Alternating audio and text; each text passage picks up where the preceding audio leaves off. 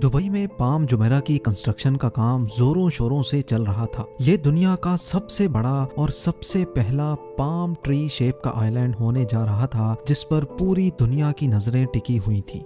5 square kilometre के area पर फैला हुआ ये इंजीनियरिंग का एक ऐसा प्रोजेक्ट था जिसको हिस्ट्री में हमेशा याद रखा जाएगा। इंजीनियर्स को लग रहा था कि शायद इस प्रोजेक्ट में सबसे मुश्किल तरीन काम समंदर की लहरों से मुकाबला करके उस पर आइलैंड बनाना है, लेकिन उनका असल इम्तिहान तो तब शुरू हुआ जब आइलैंड पूरी तरह से कंप्लीट हो चुका था। जी हाँ, ये बात है 2003 की, जब पाम जुमेरा आइलैंड कंप्लीट हो चुका था और अब बारी थी इस पर विलाज, होटल्स और शॉपिंग मॉल्स बनाने की। तभी ये नोटिस किया गया कि आइलैंड आहिस्ता आहिस्ता वापस समंदर में डूब रहा है। यानी अगर ये खाली आइलैंड ही समंदर का मुकाबला नहीं कर पा रहा था, तो जब इस पर हजारों बिल्डिंग्स बनाई जाएंगी तो फिर इसका क्या हाल होगा, ये इमेजिन करना किसी के लिए भी मुश्किल नहीं है। 3 सालों की अनथक मेहनत और अरबों डॉलर सबको पानी में घुलते हुए नजर आ रहे थे। इस मसले को लेकर आइलैंड पर कंस्ट्रक्शन के काम को रोकना पड़ गया, क्योंकि ना सिर्फ ये बहुत खतरनाक मामला था, बल्कि ये दुबई के शेख की इज्जत का भी सवाल था, जिनके प्रोजेक्ट को पूरी दुनिया देख रही थी।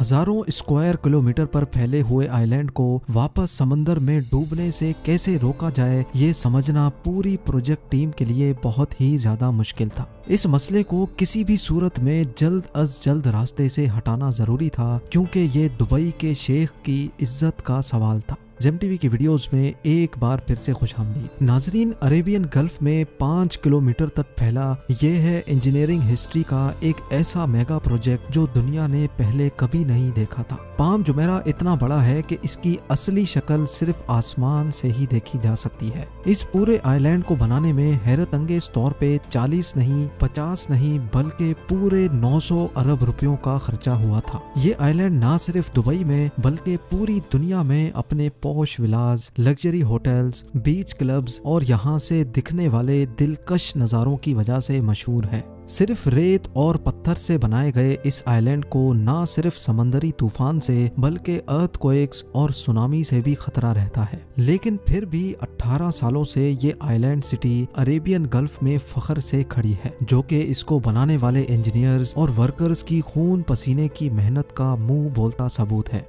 इस नामुमकिन प्रोजेक्ट को इंजीनियर्स ने किस मुश्किल तरीन मरहले से गुजरकर मुमकिन बनाया, उनको किन किन मुश्किलात का सामना करना पड़ा और कैसे उन मुश्किलात का सॉल्यूशन निकाला गया, ये सब आप जान सकेंगे आज की इस वीडियो में। चैलेंज नंबर 1, क्योंकि दुबई के पास से तेल खत्म हो रहा था, इसी वजह से अब दुबई के सर्वाइवल का सिर्फ एक ही तरीका बचा था और वो था टूरिज्म। ये बात है 2001 की, जब दुबई पहले ही बुर्ज अल अरब बनाकर वेस्टर्न टूरिज्म अपनी तरफ अट्रैक्ट कर बैठा था। दुबई के बीचेस काफी ज्यादा फेमस होने लगे थे और बात यहाँ तक पहुँच चुकी थी कि अब दुबई के पास बीचेस की जगह कम पड़ने लगी थी।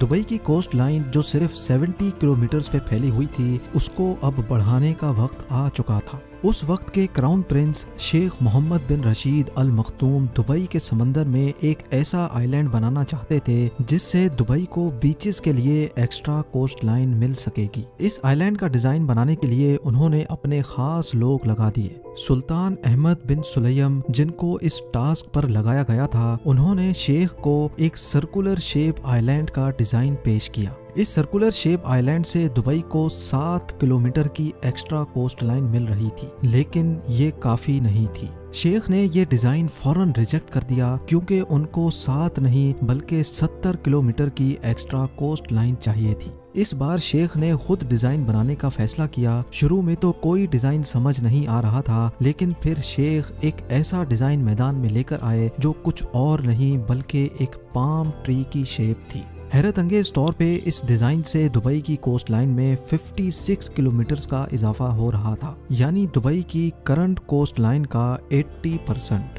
कागज पर डिजाइन तो बन चुका था, लेकिन मसला ये था कि आज से पहले किसी ने भी इस शेप का इतना बड़ा आइलैंड नहीं बनाया था। Challenge number 2। चैलेंज सिर्फ ये नहीं था कि सिर्फ ये पाम ट्री शेप का आइलैंड बनाना है, बल्कि यहाँ एक पूरी सिटी को भी बसाना था जिसमें luxury villas, shopping malls, hotels और रेस्टोरेंट्स बनाए जाएंगे। जब इंजीनियरिंग एक्सपर्ट से मशवरा लिया गया तो उनका मानना था कि इस आइलैंड को बनाने का सबसे आसान तरीका ये है कि इसको कंक्रीट और स्टील से बनाया जाए। लेकिन दुबई के क्राउन प्रिंस कुछ और ही चाहते थे। जी हाँ, शेख के पास जो आइडिया था उसने इंजीनियरिंग टीम के चैलेंज को मजीद बढ़ा दिया था। वो चाहते थे कि आइलैंड को पूरी तरह से नेचुरल मटेरियल से बनाया जाए, यानी ये आइलैंड रेत और पत्थरों से बनाया जाना था। एक अंदाजे के मुताबिक इस पूरे प्रोजेक्ट में इस्तेमाल होने वाली रेत और पत्थर इतने ज्यादा थे कि उनसे 2.5 मीटर ऊंची एक ऐसी दीवार बन सकती है जो हैरत अंगेज तौर पे पूरी दुनिया का एक गोल चक्कर लगा सकती है।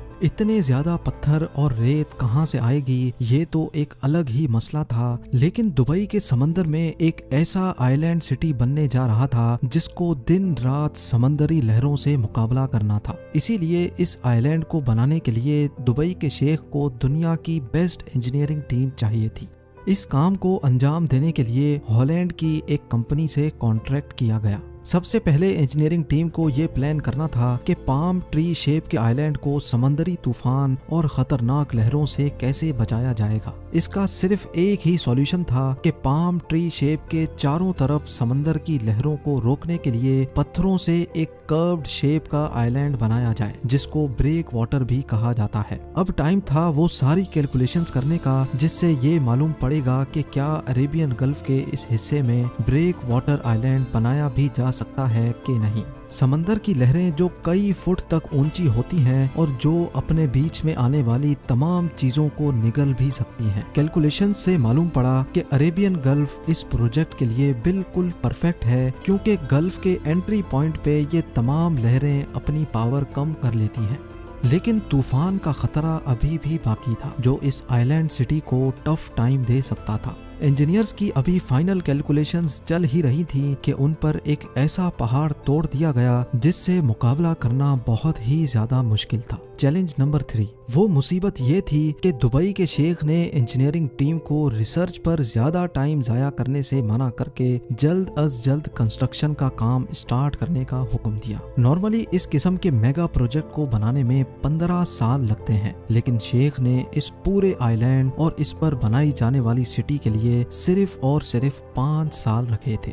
यह टारगेट मिलते ही इंजीनियरिंग टीम की तो जैसे हवा ही निकल गई थी। एक तरफ इनकी रिसर्च कंप्लीट नहीं हुई थी और दूसरी तरफ उनको ये पूरा प्रोजेक्ट सिर्फ 5 सालों में कंप्लीट करना था, जिसमें 2.5 साल आइलैंड बनाने के थे और बकाया 2.5 साल आइलैंड पर बिल्डिंग्स बनाने के। लिहाजा बगैर टाइम जाया किए 2001 में आइलैंड की आउटर वॉल यानी ब्रेक वाटर की कंस्ट्रक्शन का काम स्टार्ट कर दिया गया, ये जानते हुए कि फाइनल कैलकुलेशंस करना बाकी था और एक छोटी सी भी गलती एक बहुत बड़ी आफत को दावत दे सकती है। अभी इंजीनियरिंग टीम के कुछ समझ आया ही था कि एक खौफनाक हादसा हो गया। सितंबर 2001 में 9/11 का अफसोसनाक वाकया हुआ और इस वाकये की वजह से पूरी दुनिया को तो जैसे सांप ही सूंघ गया था। लोगों ने डर के मारे ट्रैवल करना ही छोड़ दिया था, खास तौर पे वेकेशंस के लिए, और इसमें सबसे ज्यादा नुकसान दुबई का हो रहा था। महीनों की रिसर्च और अभी तक जो लाखों डॉलर इस पर खर्च हो चुके थे उसका कोई फ्यूचर नजर नहीं आ रहा था। इस प्रोजेक्ट पे काम करने वाले 1200 फॉरेन इंजीनियर्स को दुबई में खतरा होने लगा और उन्होंने वापस हॉलैंड रवाना होने का प्लान बना लिया। लेकिन दुबई के शेख ने उनको सिक्योरिटी का यकीन दिलाया और प्रोजेक्ट को दोबारा कंटिन्यू करने का हुक्म दिया। Challenge number 4। नवंबर 2001 में एक बार फिर से आइलैंड की आउटर वॉल का काम स्टार्ट कर दिया गया, लेकिन मसला ये था कि पाम जुमेरा के ट्री शेप को बचाने के लिए पहले आउटर आइलैंड यानी ब्रेक वाटर को बनाना जरूरी था। इस पूरे प्रोजेक्ट के 2 अलग अलग हिस्से थे। एक तो था इसका ये पाम ट्री शेप जिसको टोटली रेत से बनाना था। रेत से बनने वाले इस पाम ट्री आइलैंड को समंदर की लहरें नुकसान ना पहुंचाएं, इसी वजह से इसको चारों तरफ से एक आउटर आइलैंड प्रोटेक्ट करेगा। और ये आउटर आइलैंड सिर्फ रेत नहीं बल्कि ये हैवी पत्थरों से बनाया जाएगा। लेकिन इतने सारे पत्थर आखिर आए कहां से? इस आउटर आइलैंड के लिए 5.5 मिलियन क्यूबिक मीटर पत्थर चाहिए थे। ये इतने पत्थर थे जिनसे 2 इजिप्ट के पिरामिड्स बनाए जा सकते हैं।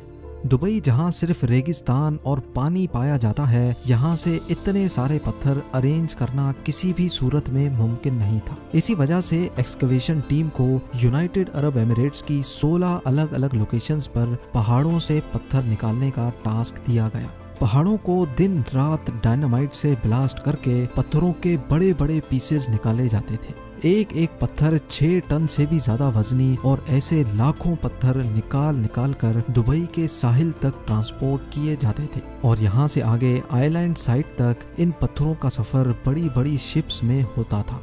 हैरत अंगेज तौर पे सिर्फ एक दिन में 40,000 टन पत्थर आइलैंड साइड तक पहुंचाए जाते थे। ये टोटल 217 बोइंग 747 जहाज के वजन के बराबर बनता है। दिन गुजरते गए और आउटर आइलैंड आहिस्ता आहिस्ता अपनी शक्ल दिखाने लगा, लेकिन क्या ये इतना मजबूत था भी कि नहीं। जिन पत्थरों को समंदर में डालकर ये आउटर आइलैंड बनाया जा रहा था, उनमें से अगर एक भी पत्थर सही पोजीशन में नहीं रखा गया तो आइलैंड किसी भी वक्त तबाही का निशाना बन सकता है। ये चेक करने के लिए डाइवर्स 30 मीटर पानी के नीचे जाते थे और हर एक पत्थर की पोजीशन चेक करके बाहर बैठी टीम को ओके का सिग्नल देते थे।